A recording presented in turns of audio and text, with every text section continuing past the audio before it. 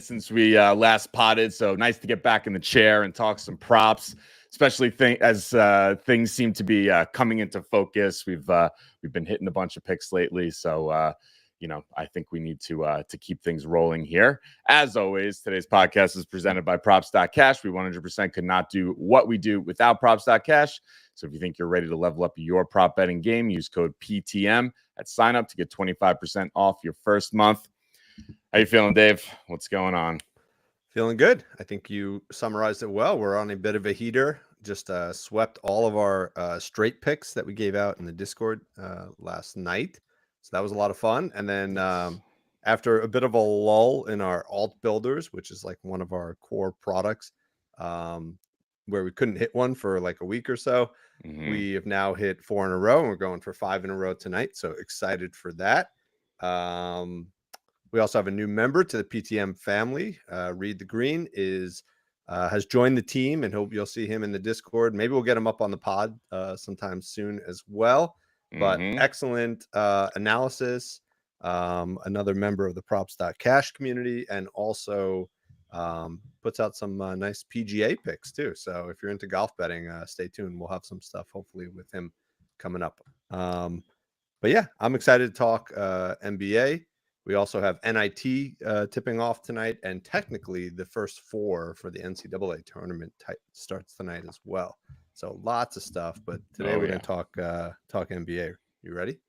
I'm ready. I want to get this done, and then I'm gonna dig into the bracket a little bit. That's my little project for this afternoon. So looking forward to that. That's always fun. And I think the builders maybe things we kind of picked up on this or we heard about this trend with the officiating and whatnot. That was probably there's no excuses, but there's probably a significant correlation there, right, between the builders not cashing and scoring being down and free throws being down and pace and whatnot and some of these rule changes. So maybe some of that's starting to level out now. I think guys are just learning how to deal with it, right? Like, initially it'll reduce scoring because there's less free throws, but eventually guys will just be more aggressive scoring when they know they're not going to get called for fouls. They're just going to, ball over their defender. Like Anthony Edwards did last night, and Jalen Johnson did as well. Those were 2 phenomenal dunks. Awesome highlights of the night. Yes. All right, let's get into it. Again, play this slate with some caution. The biggest point total tonight is 234 points, which is pretty good. But after that, it's 227, and then after that, it's 215. So, got a bunch of low scoring outputs expected, but let's dive into the first one. We got the Hornets at the Magic. Magic are minus 12.5 at home. Total is a pathetic 203 points in this game. 203. There are some games in college basketball that might rival this one. So 203. Yeah. What do you like in this one? I have a feeling you're gonna like this one. This seems right up your alley. Let's look at Jonathan Isaac. Guy who feels like he was injured for decades, but back in the rotation, not a starter anymore. Those days with Aaron Gordon and all those Magic guys are done. This is a different team now, but he's still a part of it. He's an elite rebounder at his position, but doesn't play the minutes to rack up big rebounding totals. But definitely a big rebounder. But the play I like today, I like putting so you have the points there. You can see why I like the points as well. You see his last 5 games. He's averaged 18 minutes over his last 5 games. Over his last 10, he's only gone under 16 minutes 3 times in the last 10 games. If you set that minutes filter to 16 plus minutes, you see he's clear. So I like putting the points and rebounds together for him today. So I like 13.5 over 13.5 PR minus 115. Sorry. Yeah, you got to do that. But look at that green. 9 straight games with 16 plus minutes. Remember, he's averaged 18 minutes over his last 5 games. Some minutes up a little bit. And they played recently on March 5th. They played Charlotte. He had 17 PR in that game. I think this is a great little sneaky spot for him. What do you say? I love that. I mean, it's always risky playing a guy with who plays 16 minutes, but this is a good game where maybe he can get a little extra run. Yes. Let's see what he played in terms of minutes versus Charlotte.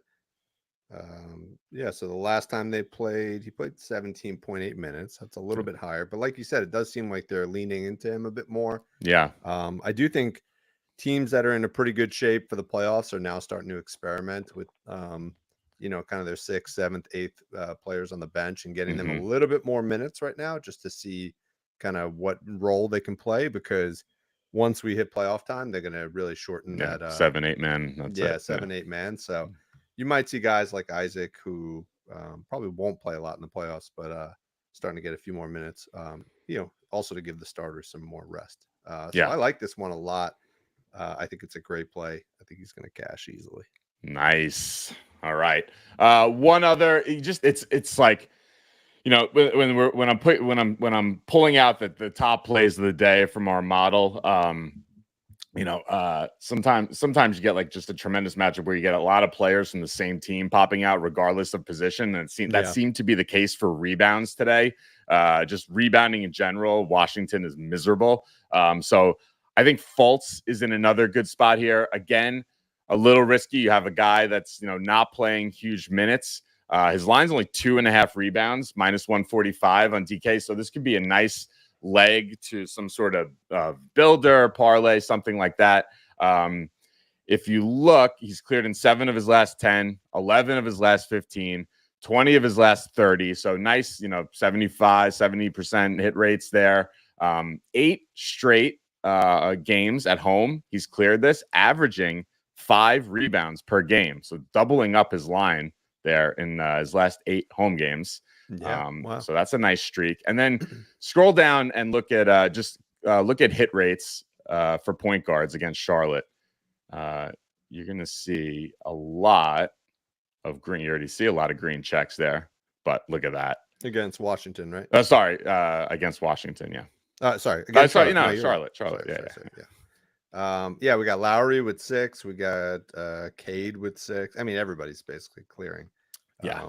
But yeah, Goodwin, probably a good comp, right? He probably plays 15 minutes at most. Had 3 rebounds. Dennis Smith probably plays even less. He had 3, even though his line was 3.5. Yeah, I like that a lot. That's sneaky.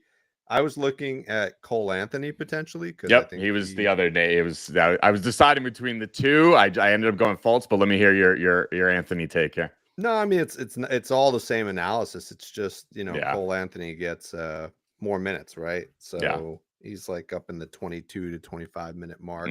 I did like the other day he closed this game against Toronto too. So they do kind of keep him out there in competitive ends and such. So I don't know, one of those two guys, or maybe you put them together. Maybe take like this could be fun. Maybe you take Cole Anthony 3 rebounds and Markelle Fultz 2 rebounds.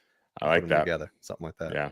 Cole Anthony, if you look at cleaning the glass percentile wise, he rates out slightly better than Fultz. He's 91st percentile in defensive rebounding, 88th in offensive rebounding. So he's an elite rebounder at his position. I think both of these are. I like that. I like putting the two guards together like that. Maybe alted down one apiece. Yeah, if we can get that. So we'll try to put that together. I think Franz is also in a really good spot rebounding.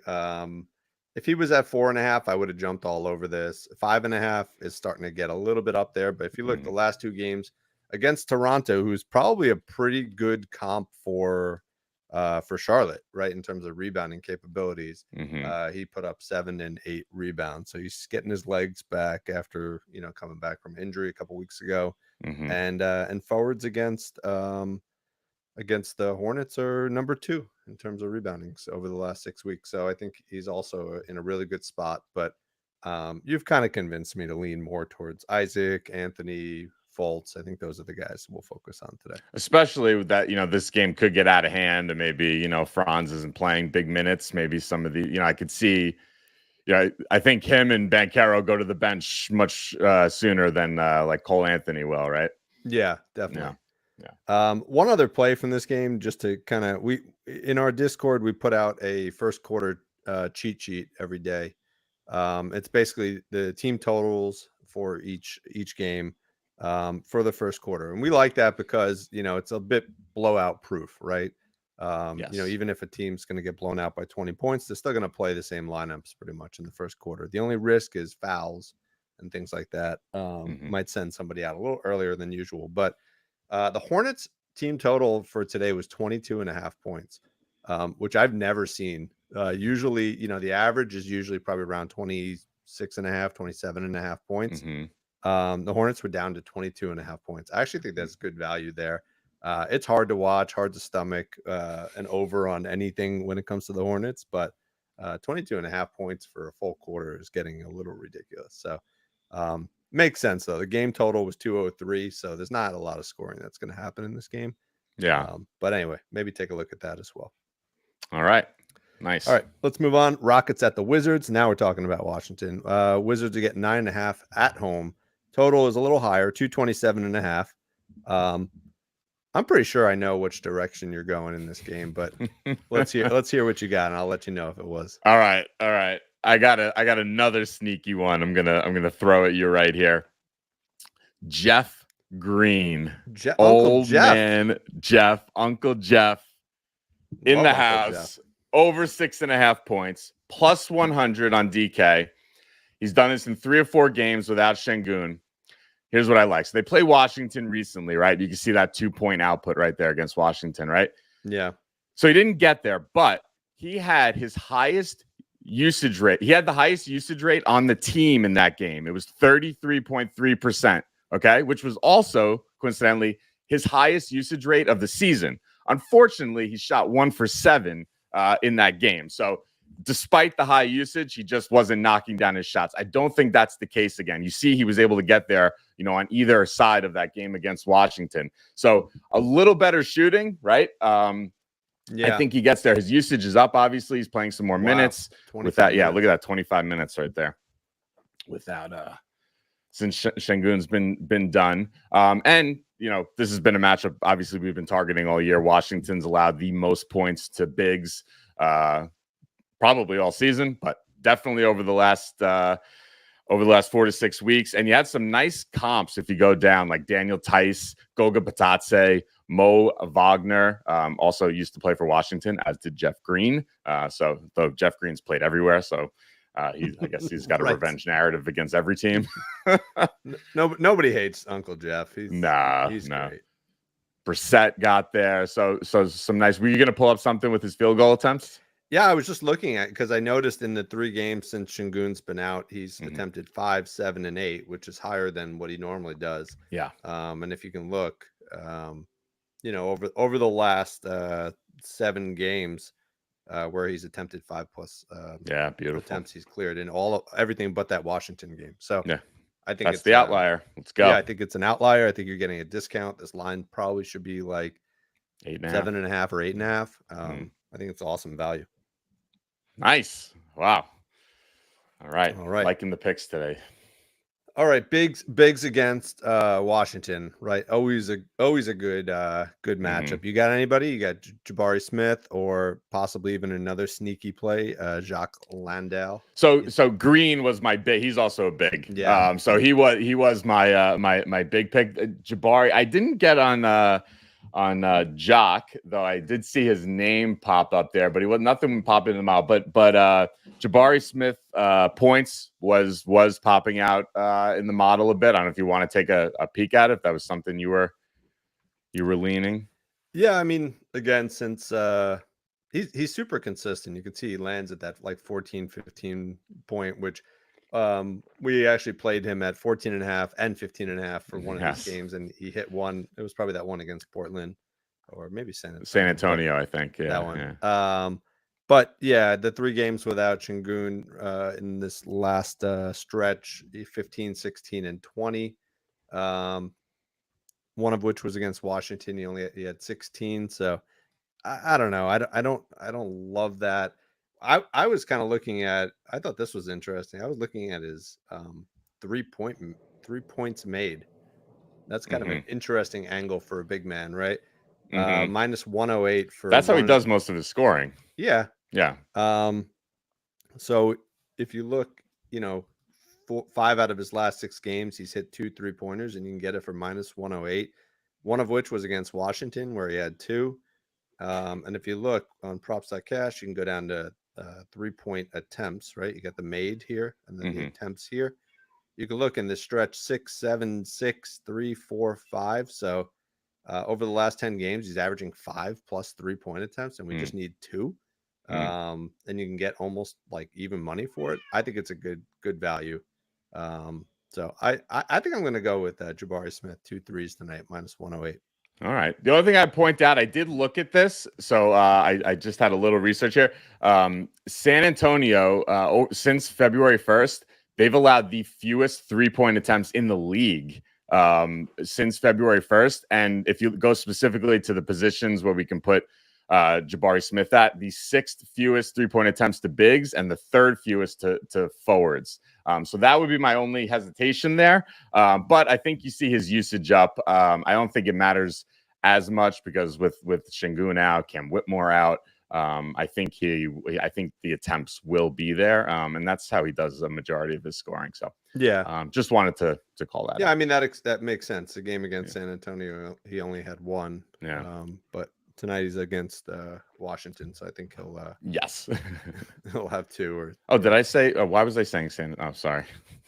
Yeah, no, but I actually think your point is valid. Like you can see the game where he played that tough defense, he actually only ended up with 1. So yeah. But anyway, yeah. So I think he's in a good spot for threes. I wouldn't go crazy with it. Maybe half a unit. Yeah. Jacques Landale, 8.5 points, I think is also probably a good look. He had his season high, I think it was, or certainly in the recency, 13 points, I think he had against Washington. So take a look at him as well. All right. Okay. You ready to keep moving? Let's do it. Wait. Wait. Oh no. I have a couple more for this game, real quick. You do? All right, keep going. This is my favorite game of the day. Jalen Green rebounds, another one. He's 4 of 4 without Şengün this season, averaging 10 rebounds per game in 4 games without Şengün. His line's 6.5, minus 108. When they played on March 14th, he had 8 rebounds. So I think that's wow. I think it's a great spot. He's just getting a lot more rebounds without Şengün there. And if you scroll down, we don't have to do it right now. We can keep moving, but nice hit rates for shooting guards and small forwards. He can go in one of those 2 categories against. Yeah, you see a lot of green checks there. So I think it's a nice matchup as well. Yeah, Jalen Green. There's his 8. I don't even know who this guy is. Bitum 6. Alex Caruso 5. Yeah, I mean a lot of guys who aren't really known for rebounding, but big numbers. So I like that a lot.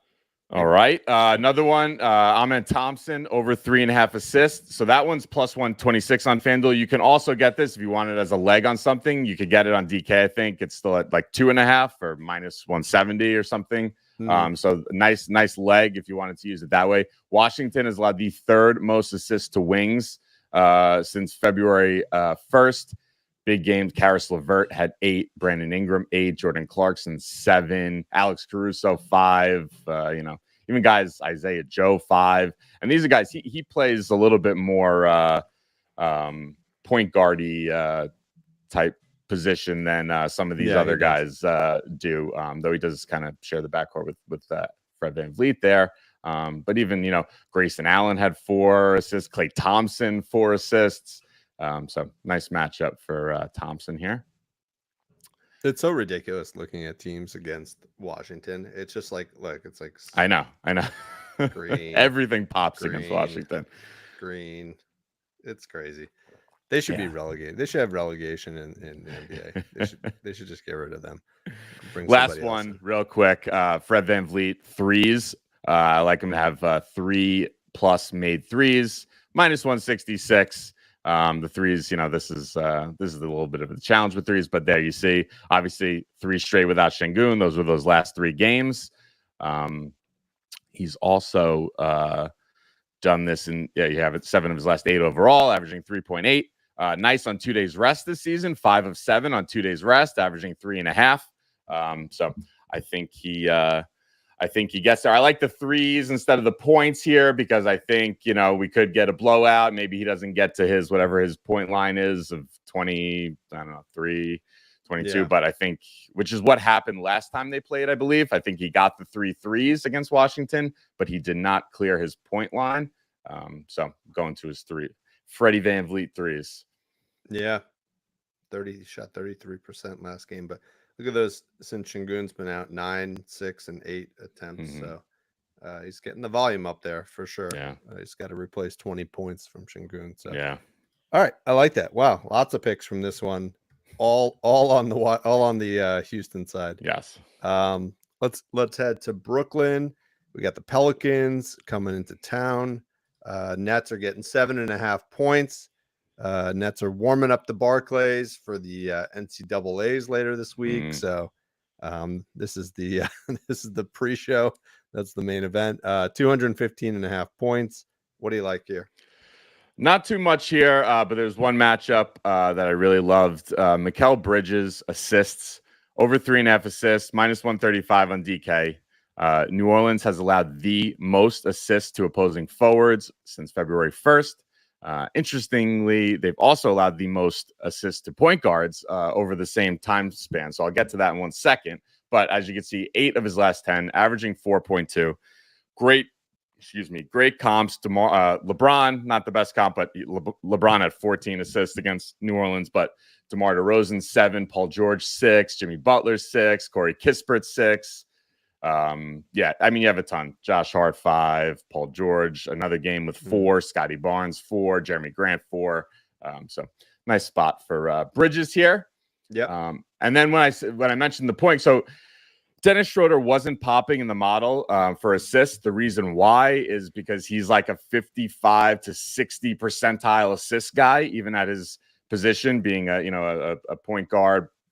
But I just love the matchup, having New Orleans having allowed the most assists to point guards against over the last month or so. And then I pull up his chart, which you have right there, and he's 8 of his last 10, clearing 6.5 assists, minus 110 on FanDuel. So these are also maybe a slight, hedge against each other, right? I think one of them for sure gets there in this game.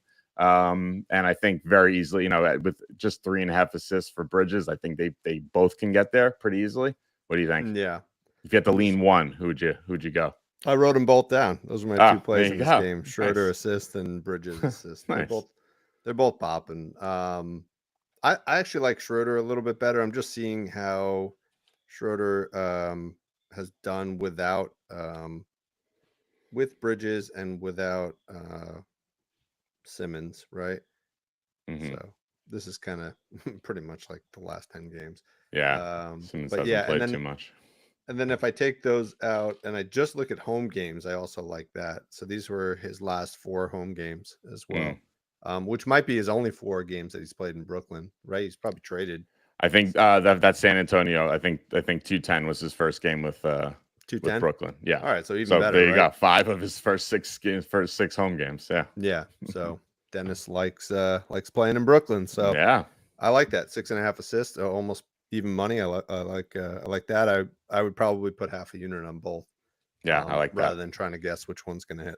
All right. Yeah, agreed. All right, let's move on. Mavs at the Spurs. The Spurs are getting 8.5 points at home. Total is 234.5. We were just chatting about this with our team in the Discord. There's a lot of interest in this game on the Mavs side, but concern about a blowout. What I can say is that the Spurs are actually playing pretty well at home. They've won 3 of their last 6 games. They were on like a brutal. For some reason, the league always puts the Spurs on like a brutal road stretch in February. They did it, I think, last year, and they did it again now. I don't know why. I think it might have something to do with the availability of their stadium, but they've been back home for the last 10 games or something like that, maybe 6 or 7 games.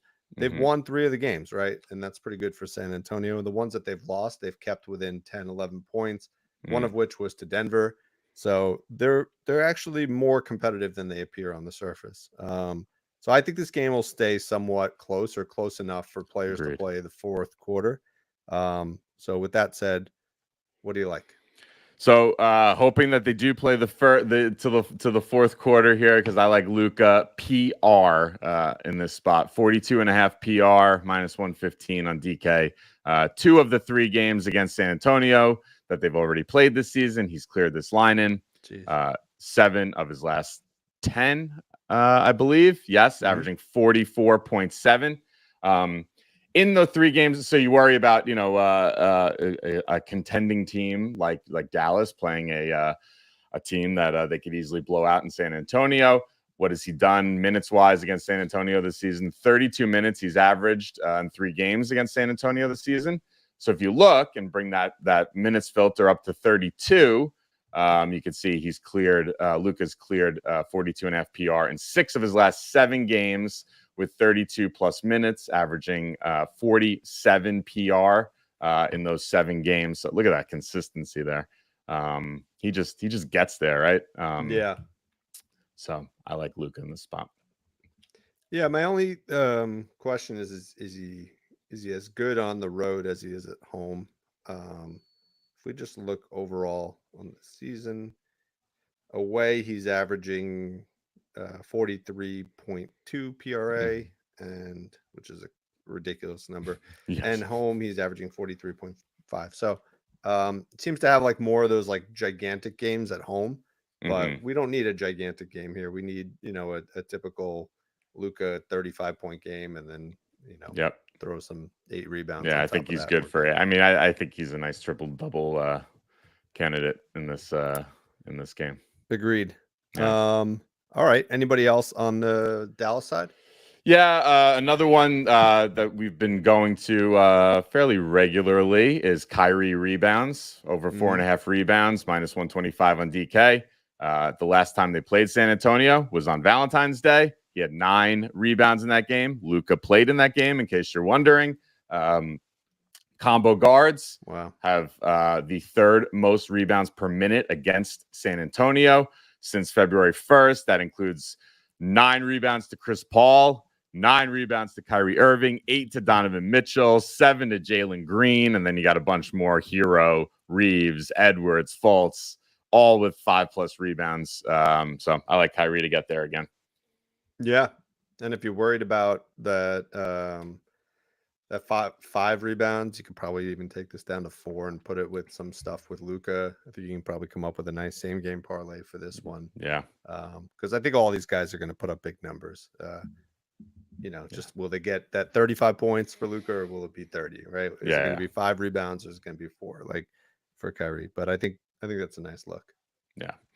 And I just got one on the San Antonio side. My boy Devin Vassell. Feels like it's been a minute since I played something on him.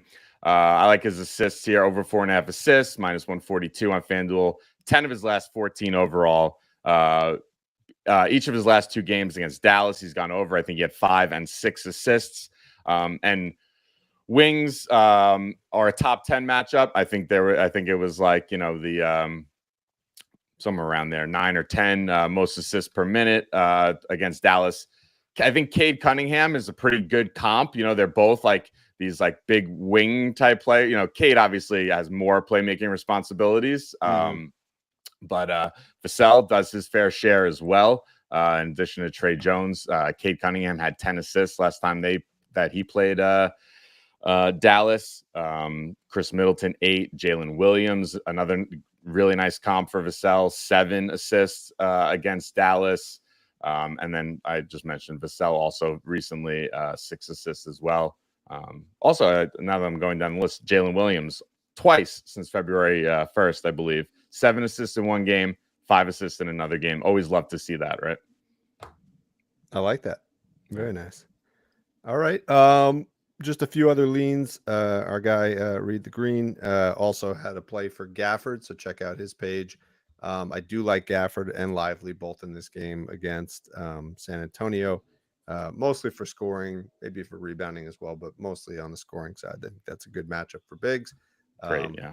Yeah, you can also look at PJ Washington is also considered a big. That's the only challenge with Dallas now is they went from having no bigs to 4 of them, right? You got Kleber, Gafford, Lively, and Washington now. So it's and then Luka gets 8 rebounds a game too. So it's hard to really know who's classified as a big Don't forget about Dwight Powell too. Dwight Powell, our favorite. I think we Tom and I went to a Knicks Dallas Mavericks game once, and we bet an over on Dwight Powell, and he like did nothing that whole game. So that's why we love him. Yeah, I think that's it. I'm gonna call that the Spurs win this game. All right, Spurs money line. Let's go. Spurs what is money it? Line. What is it? Plus what? It's got to be plus what, 600 or something like that. It's got to be. Let's say he's calling it. Let's see what we got here. I think the Mavericks are like on a high after that Kyrie left-handed hook shot to beat Denver, and I think they come out flat. I think the Spurs are playing really well at home. What plus 300? Oh, that's it. Yeah. Ugh, I thought we were gonna get plus 600 on that one. All right, so 1/10 of a unit. Put it on there. All right, I love it. A couple bucks. I love that. All right, cool. All right. Nothing for Denver and T-Wolves, but that'll be a good game. Fun. Only 213 points. So we do have a couple legs in there for our alt builders. So go and check that out on that. One lean I like with MPJ rebounds, I think is a nice spot there at 6.5. That was, if I had to pick one from that game, that'd probably be where I ended up. Yeah. All right, cool. All right. Nice work. We'll enjoy this nice small slate. I think we got a big one on our hands for tomorrow. So everyone enjoy the games. Thanks for tuning in, and let's all make some money tonight.